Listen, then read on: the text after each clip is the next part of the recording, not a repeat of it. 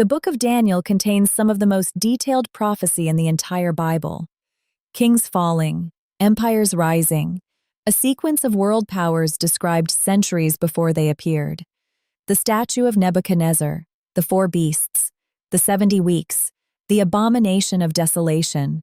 The problem is this: every single prophecy in Daniel is historically accurate, up to a precise date in 167 BC, and then the accuracy stops, completely. The final predictions are wrong. If Daniel was written in the 6th century BC, 500 years before those events, why does it stop being accurate at exactly the moment it would have had to predict the future? 4 questions. By the end, you will understand why they all point to the same place.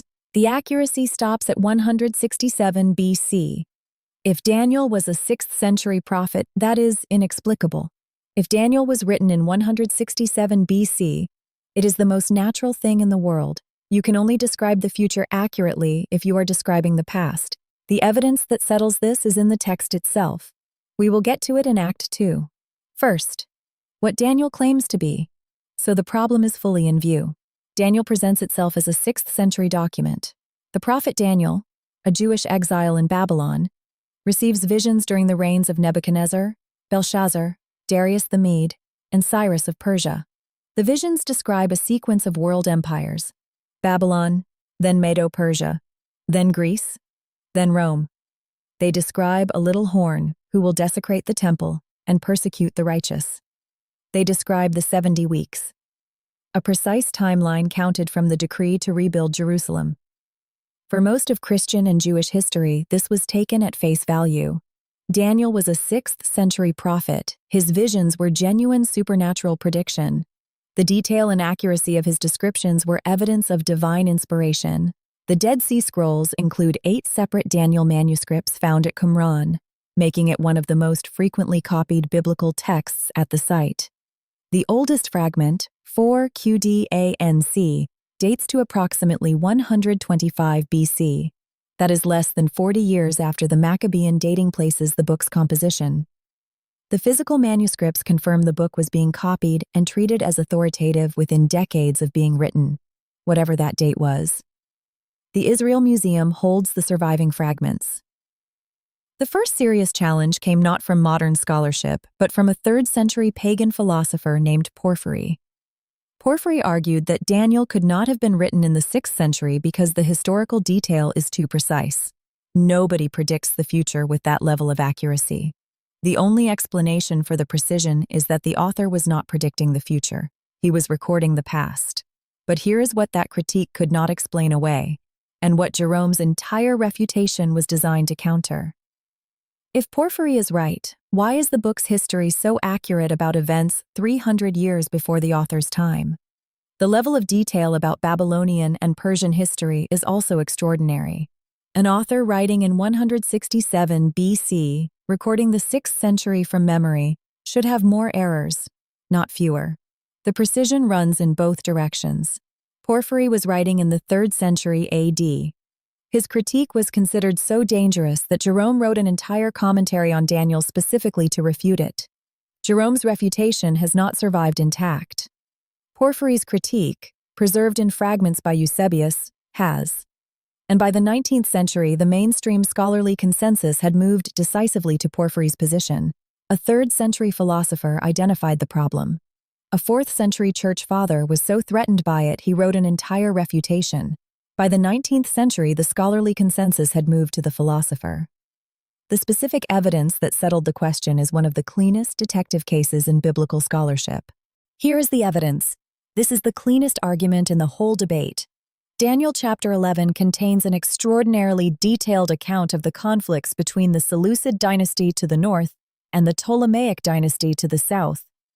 The king of the north and the king of the south, attacking, retreating, forming alliances, breaking them. The level of historical detail is remarkable. Scholars compared this account against the known historical record of the Seleucid-Ptolemaic conflicts. The match is exact, campaign by campaign, alliance by alliance, through approximately the year 167 BC, and then it stops being accurate. Jerome's commentary on Daniel, written around 407 AD specifically to refute Porphyry, is itself a primary source for this debate. Jerome lists the historical events Daniel 11 describes and defends them as supernatural prediction. Modern scholars use the same list to demonstrate the opposite, that the events are too precisely described to be prediction. The same document, read by a 4th century defender and a 21st century scholar, produces opposite conclusions from the same evidence. Jerome's commentary survives in full. It is available in the Patrologia Latina. The argument has been running for 1700 years. Daniel chapter 11 verses 40 through 45 describes the final campaign of Antiochus IV Epiphanes, the king who desecrated the temple. According to Daniel, Antiochus will invade Egypt, pitch his royal tents between the sea and the beautiful holy mountain, and meet his end there. Nobody will help him. That is not what happened. Antiochus IV Epiphanes died in Persia in 164 BC, not in Palestine. He was not defeated in a final campaign against Egypt. He died of illness, far from Jerusalem, during a campaign in the east. The text is precisely accurate until the moment it would have had to predict the future. And then it is wrong. The scholarly conclusion, stated plainly, is that Daniel was written between 167 and 164 BC. The detailed history is not prophecy. It is the author's own lived memory. And the failed prediction at the end is not prophetic error. It is the hopeful expectation of someone who did not yet know how Antiochus would die. We are reading the document they wrote before the ending arrived. The book presents itself as 6 centuries old. The evidence says it is at most 3 years old at the time of its final composition. The technical term for what Daniel does is vaticinium ex eventu, Latin for prophecy from the event. It is a well-documented literary technique in the ancient world, writing after events have occurred and presenting the account as if it were written before them. And here is what is essential to understand about this technique. It was not considered fraud in the ancient world. It was a recognized literary convention. Pseudepigraphy, writing under the name of a famous ancient figure, was standard practice in Jewish apocalyptic literature. 1st Enoch, 2nd Esdras, the Apocalypse of Abraham, the Testaments of the 12 Patriarchs. Every significant Jewish apocalypse of this period uses a famous ancient name to give authority to its message. The Qumran library demonstrates this directly. Cave 4 alone contained fragments of over 200 different texts, including multiple copies of 1st Enoch, Jubilees, and other pseudepigraphical works alongside the canonical books. The community at Qumran was reading vaticinium ex eventu literature as a matter of course. These were not forgeries to them, they were authoritative texts in a recognized tradition. The physical library of the Dead Sea Scrolls shows us the literary world in which Daniel was read and copied. It was a world that treated pseudepigraphy as a legitimate vehicle for divine truth. The technique works like this. You write under the authority of an ancient revered figure, Enoch, Moses, Daniel. You describe history from that figure's perspective as if it were prediction.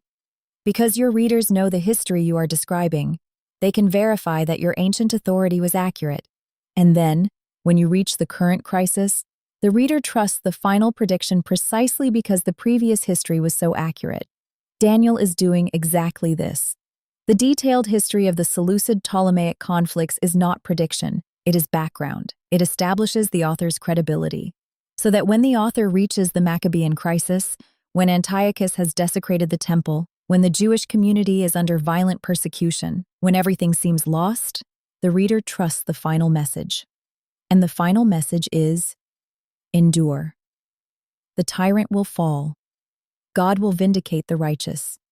It will be 3.5 years, and then it ends.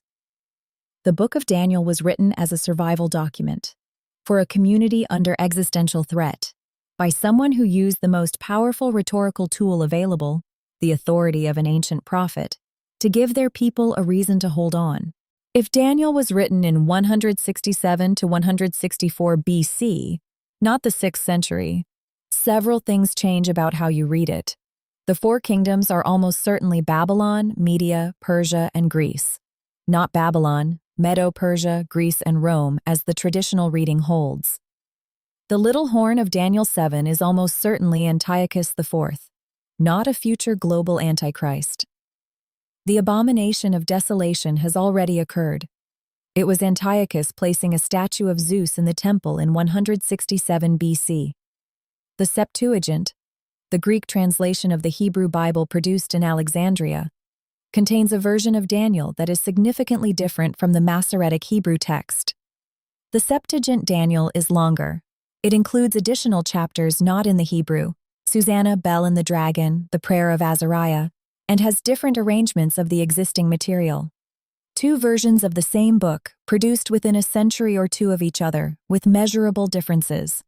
The textual history of Daniel is itself evidence of a document in development, not a single 6th century prophecy handed down unchanged.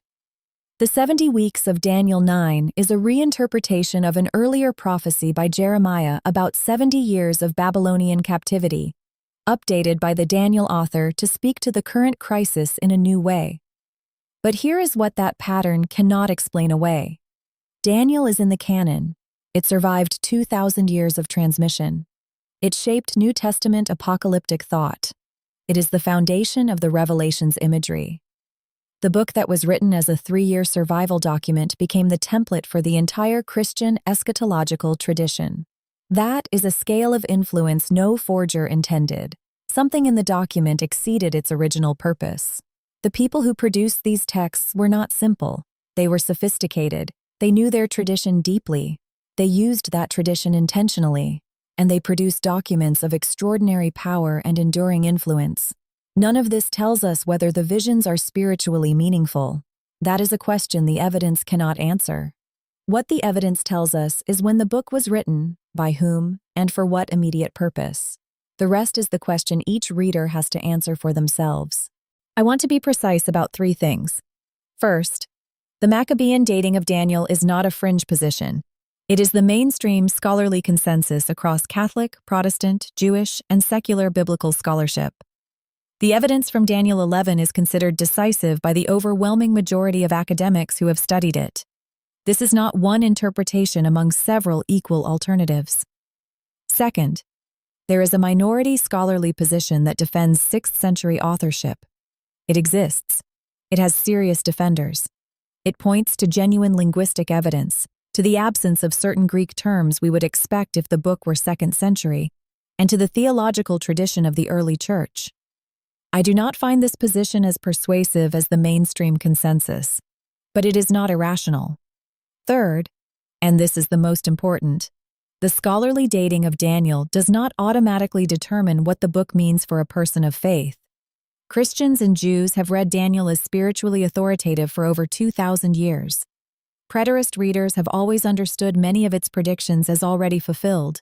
The question of whether those fulfillments exhaust the text's meaning, or whether the text can speak beyond its original historical moment, is a theological question, not a historical one.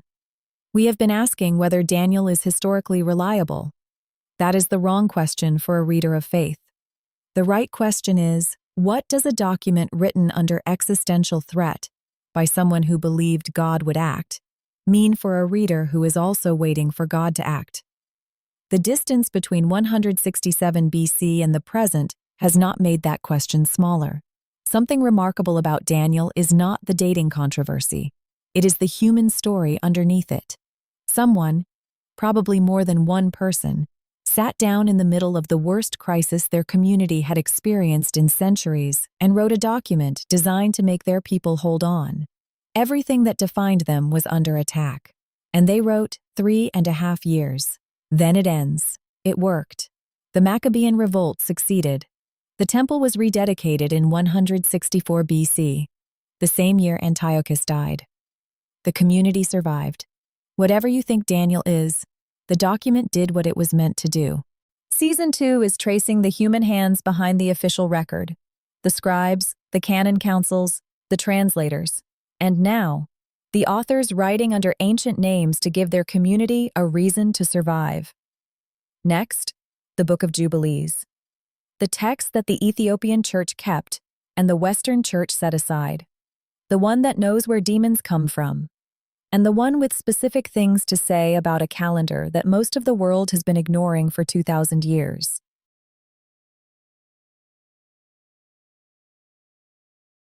Thanks for watching Unburied Remnants. If you like the content, please like, comment, and subscribe to help support the channel. Stay curious. Keep digging. The rabbit hole goes deeper.